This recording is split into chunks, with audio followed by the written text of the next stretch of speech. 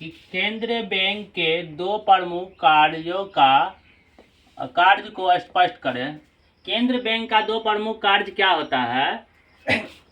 तो नोट जारी करना। केंद्र बैंक का पहला काम क्या है? नोट जारी करना। केंद्रीय बैंक देश की मुद्रा का एकमात्र जारीकर्ता होता है। यानी केंद्रीय बैंक जो है आरबीआई, भारत में हम लोग का, उसी को कहते हैं RBI, reserve bank of India. RBI को ही केंद्र बैंक कहते हैं। वो क्या करता है? उन्हीं का काम होता है कि सभी बैंकों के प्रति नियम कानून लागू करना और रुपया को जारी करना, जो अर्थव्यवस्था में मुद्रा की आपूर्ति को नियंत्रण करता है।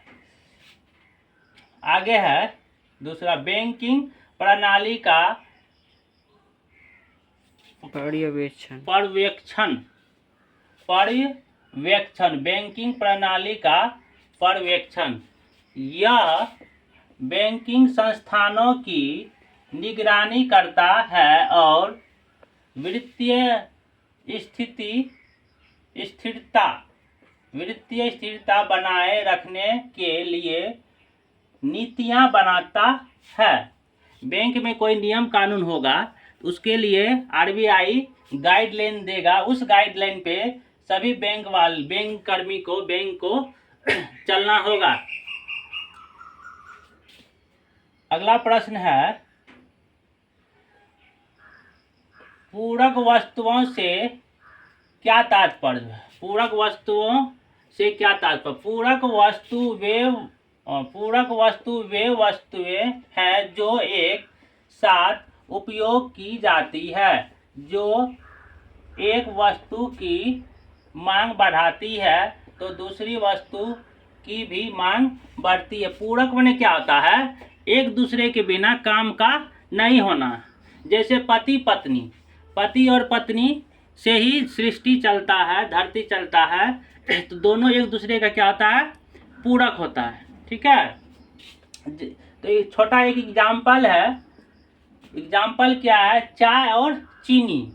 अगर हमको चाय पीना है, उसके लिए हमें क्या करता है? चाय पत्ती का जरूरत है और चीनी का जरूरत है।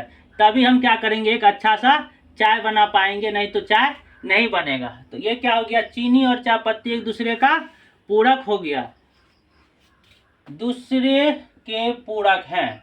यदि चाय की मांग बढ़ती है तो चीनी का भी मांग बढ़ता है। अगर चाय पत्ती का मांग बढ़ेगा, मान लो चाय ज़्यादा बिक रहा है, चाय, यहाँ का चाय का अर्थ हो गया चाय पत्ती, जिसे हम लोग चाय पत्ती कहते हैं, यहाँ पे चाय। ठीक है। तो अगर मांग बढ़ता है तो चीनी का भी मांग बढ़ेगा, क्योंकि दोनों खपत उतना ही होगा। अगला प्रश्न है, प्रतिशत विधि के अनुसार मांग की कीमत लोच मापने का सूत्र दीजिए।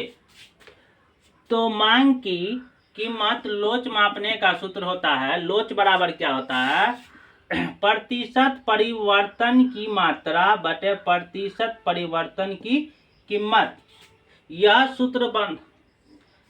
सूत्र बताता है कि कीमत में परिवर्तन प्रति मांग में कितना परिवर्तन होता है। ये सूत्र ये बताता है। फेस पीछे हो जाता है। जो बच्चे चैनल पे जुड़े हुए हो, वो क्या करना है? मन लगा के पढ़ना है। ये नहीं कि वीडियो देख के आगे निकल जाना है। सभी प्रश्न को अच्छे से देखना है, कॉपी में नोट कर लेना है, फिर इसे पढ़ना है, याद रखना है। इसके बारे में रटने से ज़्यादा समझना इम्पोर्टेंट है। समझ के ही आगे बच्चे बढ़ेगा। इसमें अपना भाषा भी बच्चे जोड़ सकते हैं, अपने मन से कुछ लिख सकते हैं।